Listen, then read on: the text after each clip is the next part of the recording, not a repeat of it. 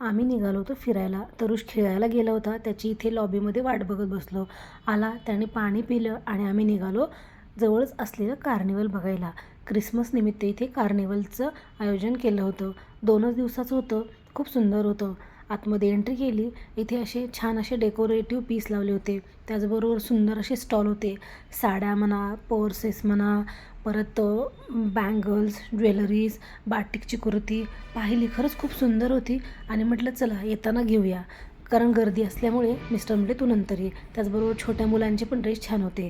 आणि हा सॅन्टा मध्ये मध्ये राऊंड मारत होता, म्हणजे मुलांना पण थोडंसं एंटरटेन होईल.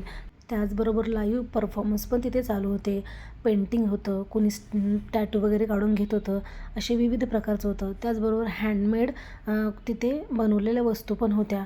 छान दिसत होत्या. पण मला खरंच काही घ्यायचं नव्हतं. म्हटलं फक्त चला बघून येऊया. तर ते बघितलं. त्याचबरोबर फूड स्टॉल होते. सगळं होतं फूड स्टॉलमध्ये.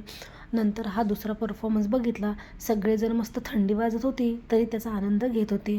ज्येष्ठ नागरिक पण तिथे आलेले होते. आणि हा होता सेल्फी पॉईंट. क्रिसमससाठी इथे सेल्फी पॉईंट त्यांनी छान असा तयार केला होता. त्यानंतर हा तिसरा डान्स पाहिला आणि त्यानंतर मुलांना म्हटलं चला काही खायचं का. तर इथे गर्दी असल्यामुळे मुलं म्हणाले बाहेरच खाऊया. तर आमच्या नेहमीच्या पाणीपुरीवाल्याकडे आम्ही इथे दहीपुरी उर्वी म्हटली खायची, तर दहीपुरी घेतली. खूप टेस्टी लागते ही दहीपुरी. आणि मग आम्ही तिघांनी हे घेतली. मिस्टर म्हटले मला काही नको. खूप सुंदर होती ही. आणि त्यानंतर मुलं म्हटले आता तिखट झालं, काहीतरी गोड पाहिजे. मग त्यांनी घेतला चोकोबार आणि अशी मजा करत करत घरी आले.